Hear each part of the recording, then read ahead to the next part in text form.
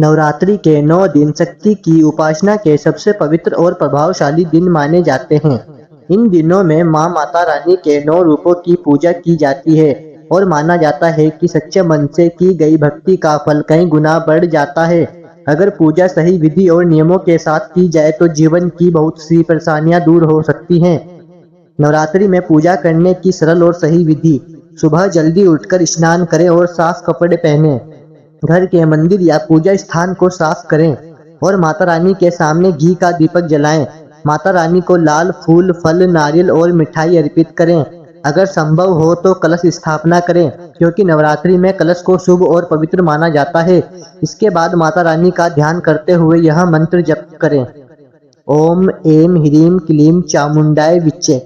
इस मंत्र का 108 बार जप करना बहुत शुभ माना जाता है। कहा जाता है कि इस मंत्र के जप से माता रानी जल्दी प्रसन्न होती हैं और भक्तों की बाधाएं दूर करती हैं। नवरात्रि के 9 दिनों का महत्व। नवरात्रि में माता रानी के 9 रूपों की पूजा की जाती है। हर दिन का अपना अलग अलग महत्व होता है। माँ शैलपुत्री शक्ति और स्थिरता का प्रतीक। माँ ब्रह्मचारिणी तप और संयम का प्रतीक। माँ चंद्रघंटा साहस और शांति का आशीर्वाद देती है। माँ कुष्मांडा ऊर्जा और स्वास्थ्य देती है। माँ स्कंद माता संतान और परिवार की रक्षा करती है। माँ कात्यायनी साहस और विजय देती है। माँ कालरात्रि भय और नकारात्मक शक्तियों को दूर करती है।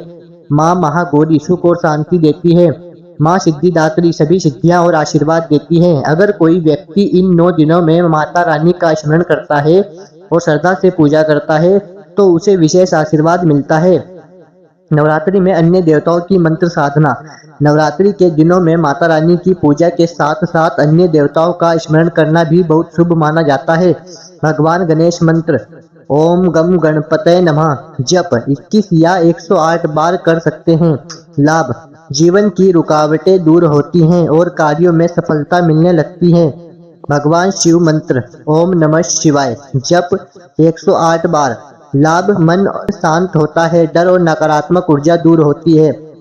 माँ लक्ष्मी मंत्र। ओम श्री महालक्ष्मये नमः जप 108 बार। लाभ: धन और समृद्धि में वृद्धि होती है। माँ सरस्वती मंत्र।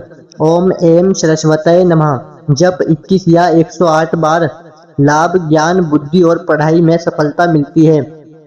नवरात्रि में इन बातों का विशेष ध्यान रखें। नवरात्रि के दिनों में गुस्सा, झूठ और बुरे विचारों से दूर रहना चाहिए। जितना हो सके दान और सेवा करें, क्योंकि जरूरतमंदों की मदद करना बहुत पुण्य का काम होता है।